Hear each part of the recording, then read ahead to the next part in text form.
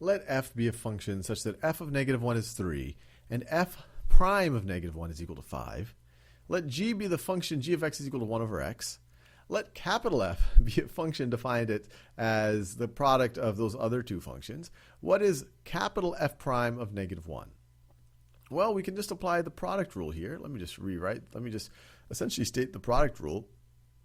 Capital F prime of x is going to be equal to, since capital F of x is the product of these two functions, we apply the product rule. This is going to be f prime of x times g of x plus f of x times g prime of x.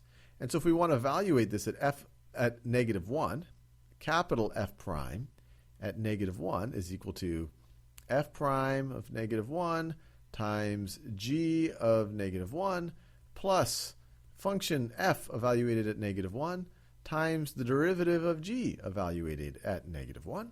Now let's see if we can figure these things out. So do they tell us this anywhere? Can we figure this out? F prime of negative 1. Well, they tell us right over here, f prime of negative 1 is equal to 5. So this is equal to 5. Now, let's actually stick with f. What is f of negative 1? Well, they tell that to us right over here. F of negative 1 is equal to 3. So f of negative 1 is equal to 3. Now, g of negative 1 and g prime of negative 1, they don't give it to us explicitly here, but we can figure it out. We know that, well, if g of x is equal to this, g of negative 1 is equal to 1 over negative 1, which is equal to negative 1. So this is equal to negative 1. And then last but not least, if we want to find g prime of negative 1, we just have to take the derivative of this. So g prime of x, actually let me just rewrite g of x. G of x, 1 over x is just the same thing as x to the negative 1. So we're going to use the power rule to figure out g prime of x is equal to, bring that exponent out front, negative 1 times x to the, and then decrement the exponent, negative 2 power.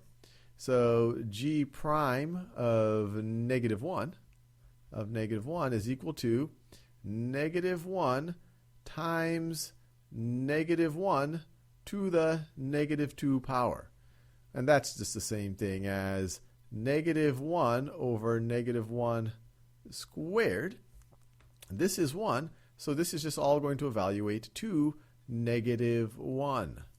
So this is negative 1. And so we have 5 times negative 1, which is negative 5, plus 3 times negative 1, which is negative 3, which is equal to negative 8.